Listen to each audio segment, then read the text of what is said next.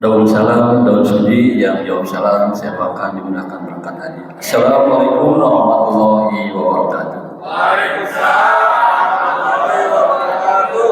Alhamdulillahilladzi khalaqas samawati wal arda wa ja'ala dhulumati wan nur, tsumma alladzina kafaru bi rabbihim ya'dilun. Asyhadu an la ilaha illallah wahdahu la syarika lah wa asyhadu anna Muhammadan abduhu wa rasuluhu amma ba'du.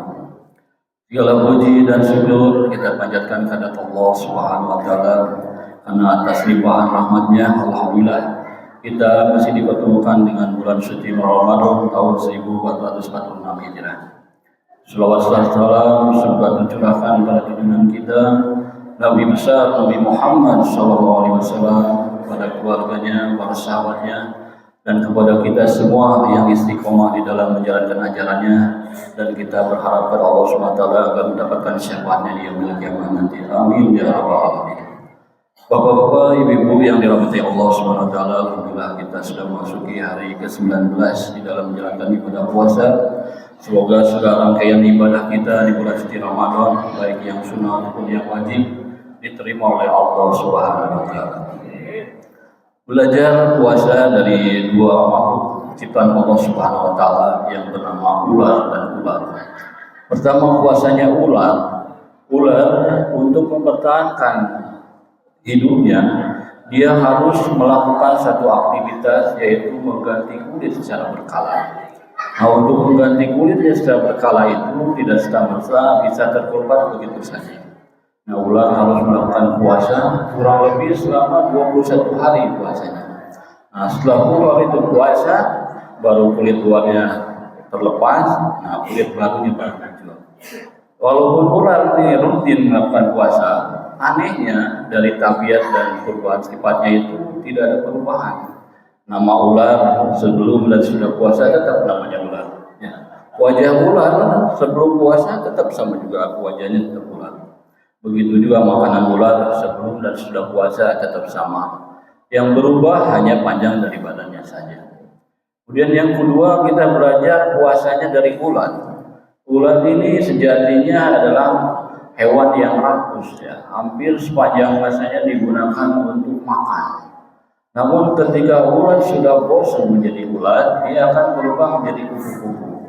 Nah, untuk menjadi kupu-kupu, ular itu akan melakukan puasa kurang lebih 10 sampai dengan 14 hari.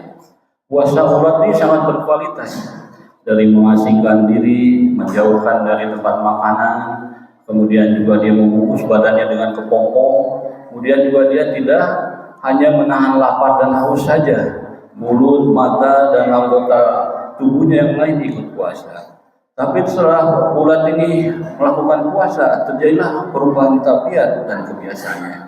Wajah ular setelah puasa berubah menjadi indah pesona. Begitu juga ular setelah puasa berubah namanya jadi kupu-kupu. Kemudian makanan ular setelah puasa yang tadinya daun menjadi kupu-kupu, dia menghisap daripada sari-sari bunga. Kemudian yang lebih utama lagi daripada kupu-kupu, tadinya kalau ulat itu perusak tanaman, pemakan daun, setelah dia menjadi kupu-kupu, dia akan menjadi membantu kelangsungan hidup dari tumbuh-tumbuhan dengan membantu penyerbukan daripada bunga. Kalau kita mengambil pelajaran dari dua makhluk Allah Subhanahu wa taala ini puasanya, ya, kita memang tidak perlu merubah wajah kita menjadi bayi. Yang penting kita banyak melakukan wudu supaya dosa-dosa kita diampuni Allah Subhanahu wa taala. Begitu juga ketika bulan puasa ini kita dipertemukan dengan malam-malam berpuasa, maka Sayyidina Aisyah radhiyallahu anha pernah bertanya pada Rasulullah. Rasulullah menjawab amalan yang harus atau diperbanyak ketika kita mendapatkan malam berpuasa, yaitu kita baca Allahumma innaka afuwwun tuhibbul afwa. Ya Allah, wahai yang pemaaf, sesungguhnya engkau menyukai ampunan, maka ampunilah aku. Begitu juga nama kita tidak perlu berubah nama kita. Kita berdoa kepada Allah Subhanahu wa taala kalau hari ini kita digolongkan orang-orang yang beriman. Mudah-mudahan setelah puasa ini diangkat derajat kita menjadi orang-orang yang bertakwa. Karena tidak ada balasan untuk orang yang bertakwa kecuali surganya Allah Subhanahu wa taala. Begitu juga hari ini kalau kita dimudahkan datang ke masjid. Bagaimana kita nanti setelah bulan puasa kita tetap istiqomah menjalankan ibadah memakmurkan masjid Allah Subhanahu wa taala. Dan mudah-mudahan kita dikolokkan oleh Allah sebagai orang-orang yang memakmurkan masjid Allah Subhanahu wa taala. Karena nanti di yaumul akhir ada 7 golongan orang yang mendapatkan naungan daripada Allah Subhanahu wa taala. Salah satunya itu orang-orang yang hatinya terpaut pada masjid.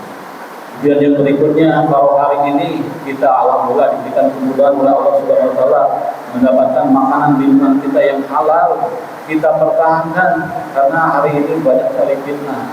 Makanan-makanan yang syubhat atau haram itu banyak sekali. Ya. Kalau kita menjaga makan kita, mudah-mudahan doa kita mudah dikabulkan oleh Allah Subhanahu wa taala.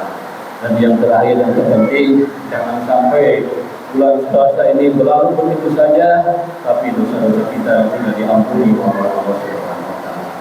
Es kelapa rasanya segar, biar manis ditambahin gula. Bulan puasa jangan mager. Ayo kita semangat cari pahala. Assalamualaikum warahmatullahi wabarakatuh.